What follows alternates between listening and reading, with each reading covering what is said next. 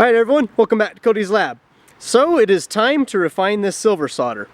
Silver alloy 505 that a fan sent me, Troy from Texas. Refining this is going to be basically the same as refining that silverware that I just did, except for the fact there's going to be significantly more base metals in this. Now, there is a bit of a problem I have, is I'm almost out of nitric acid, and I kind of wanted to save that gallon jug of nitric acid for the entire series, you know. So what I'm going to do for this run is actually I'm going to produce my own nitric acid to run this.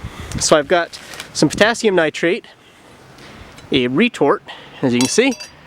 Now I could use my distillation apparatus, but this little retort is just so cool. Look at that. And of course some sulfuric acid.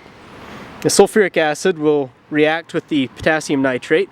It'll form a potassium sulfate and nitric acid, which I can then distill off. Pretty simple, and then I'll use that to dissolve the metals. A couple of tips if you're distilling something in a retort. Mix the material up before you add it to the retort, otherwise it's going to be very difficult to mix it while it's inside there.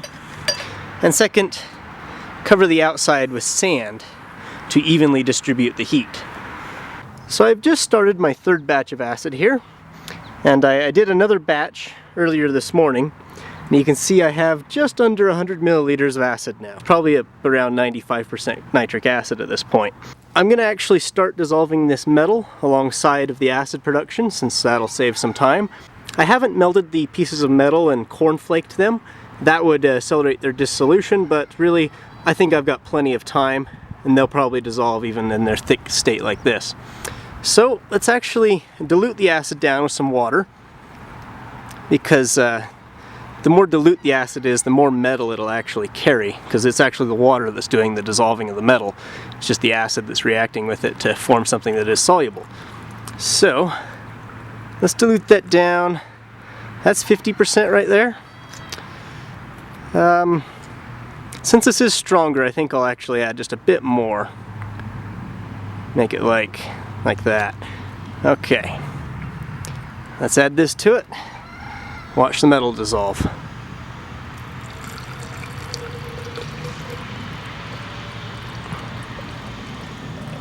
Hopefully it dissolves it. Oh yeah, it's going. So I'll leave this to the time-lapse camera, and I'll see you back in a little while.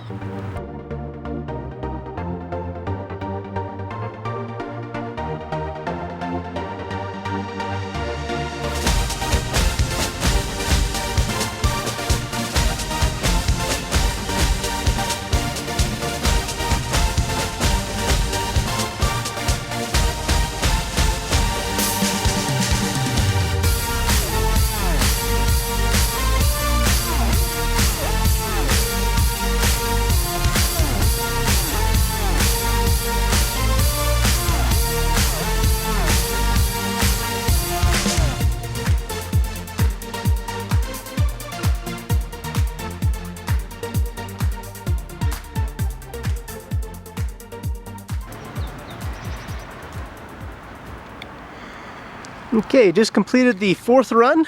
Looks like I've got 100 milliliters of acid again, and this appears to have stopped reacting for the most part. So I'm actually going to now pour this off into this jar here for later use. So after 4 days of work, I've managed to reduce the amount of metal I have down to this amount right here, which is right about 16 grams worth of the solder. This is what's left of the biggest piece that I had. In that time, I've used roughly 800 milliliters of acid produced with this retort, which took, long time. I don't even want to look at the electricity meter now.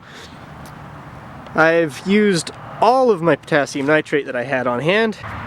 You can see I've got a jug full of potassium sulfate, which I'll probably either use as a potassium source or, just fertilizer or whatever. Plants are going to love that.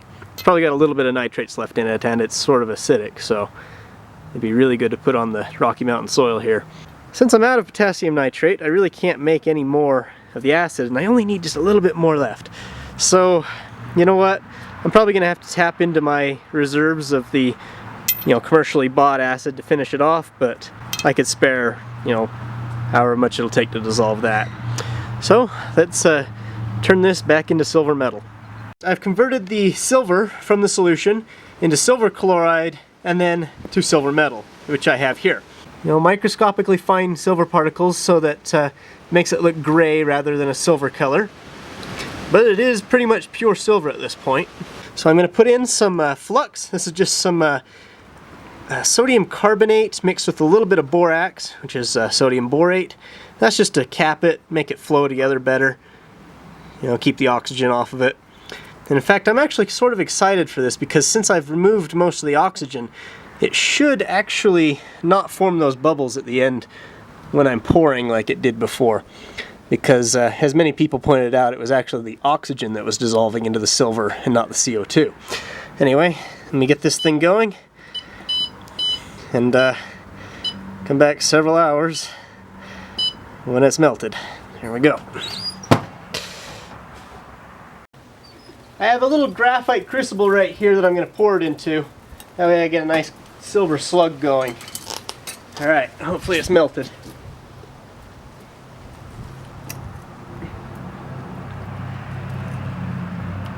Alright, looks good from my end. Let's pour it.